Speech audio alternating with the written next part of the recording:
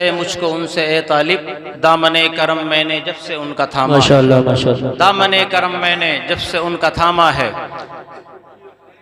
तिलावत करदा आयत करीमा का तर्जमा आपने बारहा सुना होगा, जिसका तर्जमा यह है अला इन्ना औलिया अल्लाहि ला खौफुन अलैहिम वला हुम यहज़नून।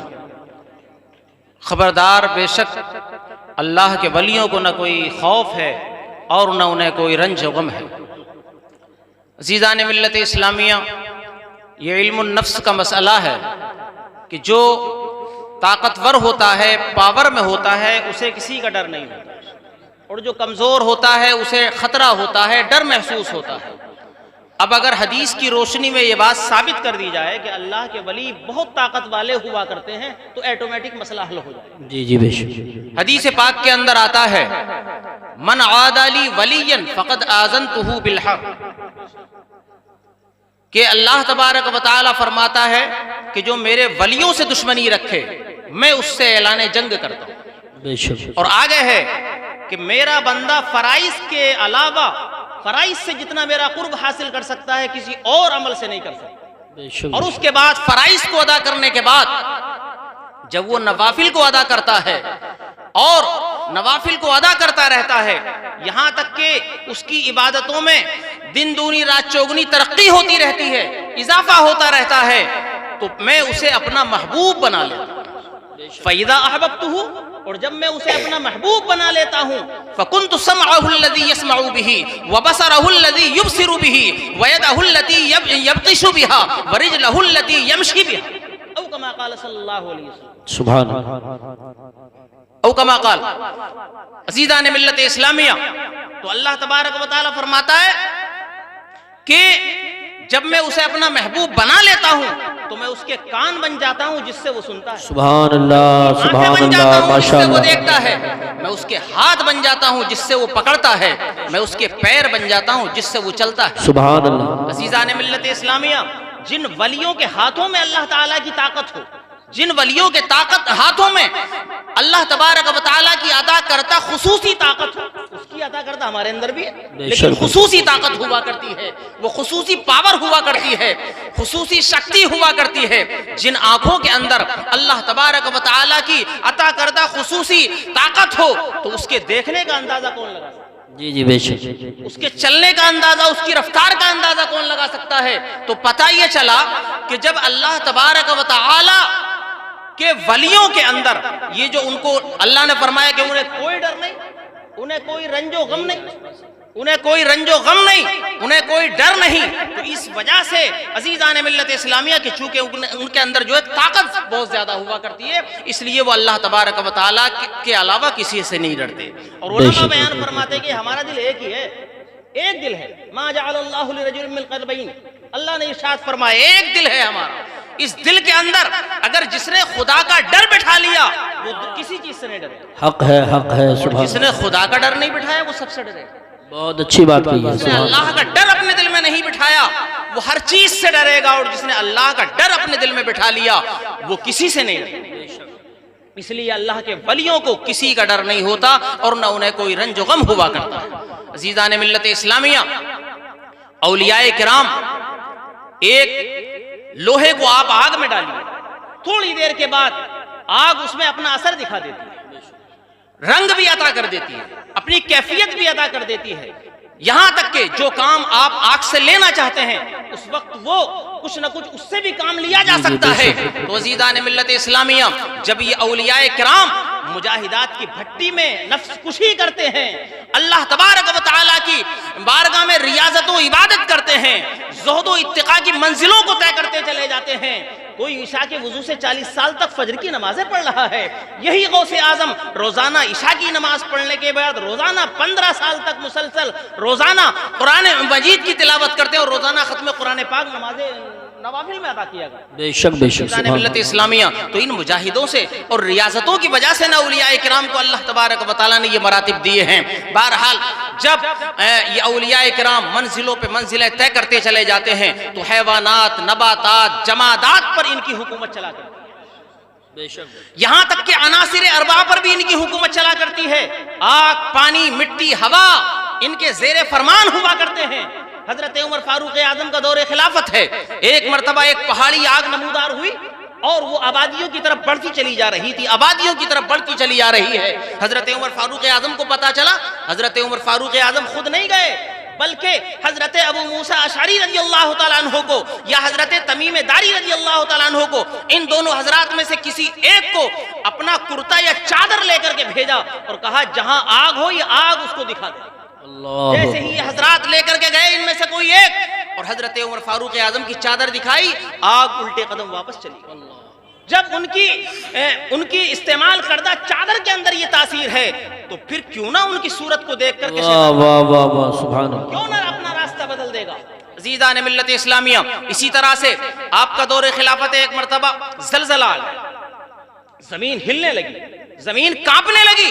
हजरत उमर फारूक आजम हमदो सना करते रहे काफी देर तक तो, लेकिन जमीन नहीं ठहरी, जबरदस्त हरकत करती रही वो।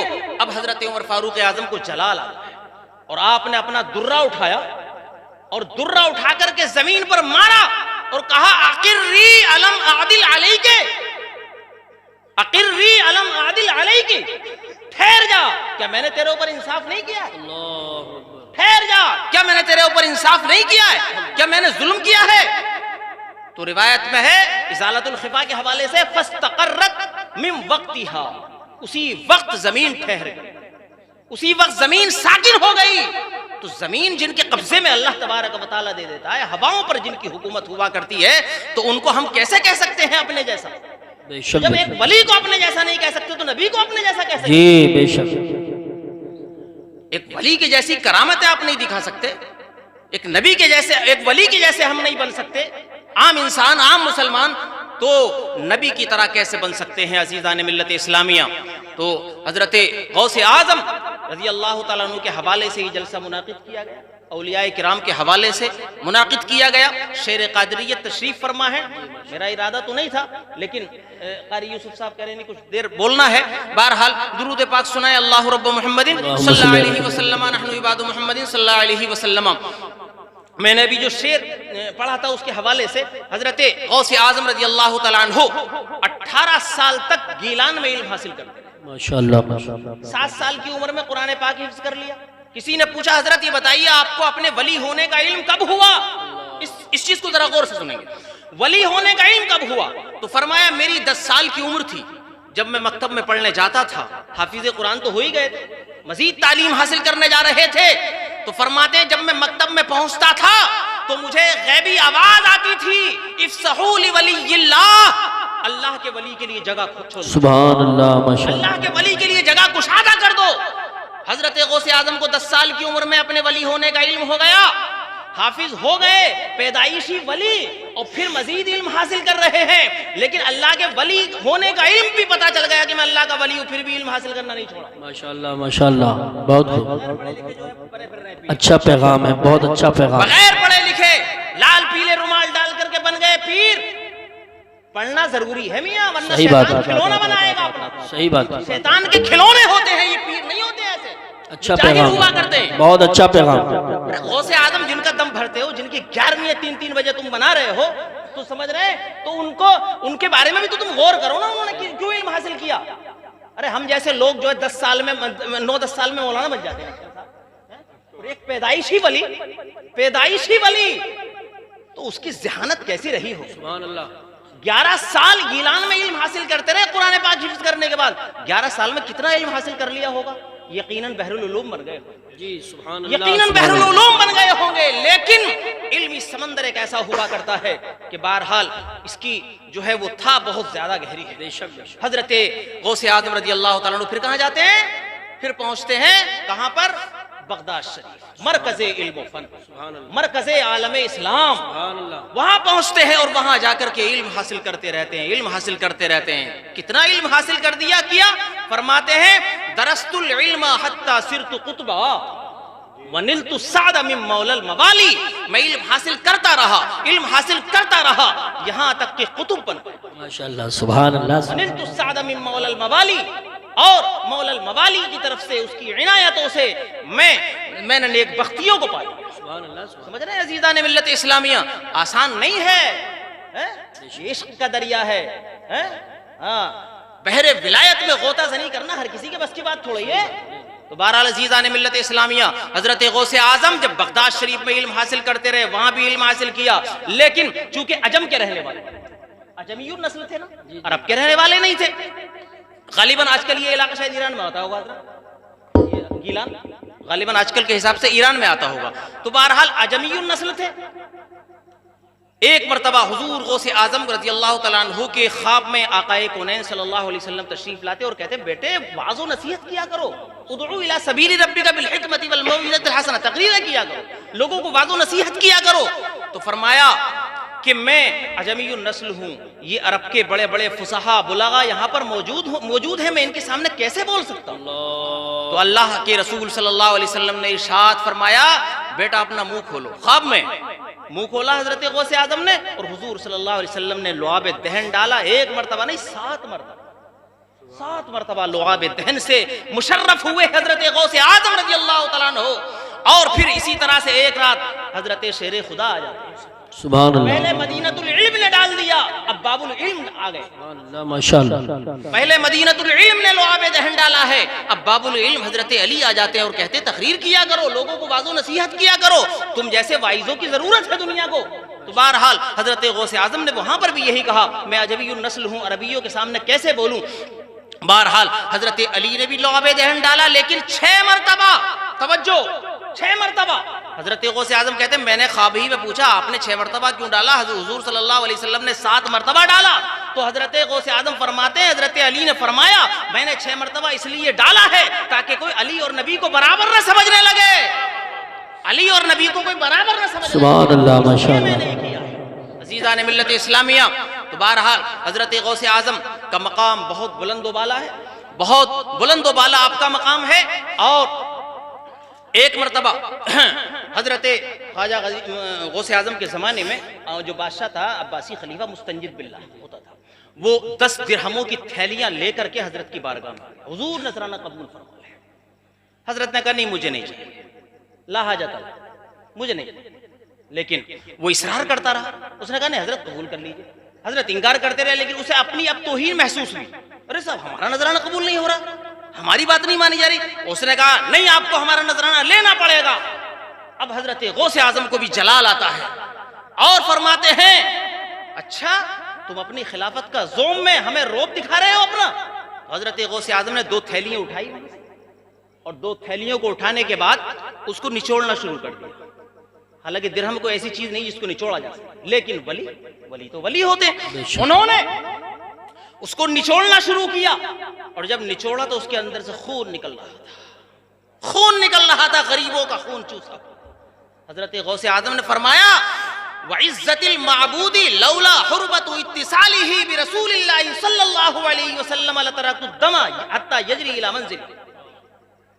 खुदा की कसम, अगर तुम्हें रसूलुल्लाह सल्लल्लाहु अलैहि वसल्लम के खानदान की से निस्बत न होती, तो चूंकि तुम हुजूर सल्लल्लाहु अलैहि वसल्लम के चचा की औलाद में हो, इसलिए मैं ये तुम्हारा लिहाज कर रहा हूं, वरना मैं इतना खून इनसे निकाल देता कि यहां से लेकर के इसके महल तक खून ही खून नजर आता। अल्लाह, ये हराम की कमाई ला करके हमारे सामने नजराने पेश कर रहे हो। अज़ीज़ान मिल्लत इस्लामिया, ये है हजरत गौसे आज़म की शान। तो वली जो है ना, आम लोग, शायर लोग ये तसव्वुरात में बातें करते हैं, लेकिन अल्लाह के वली हकीकत में दिखाते हैं।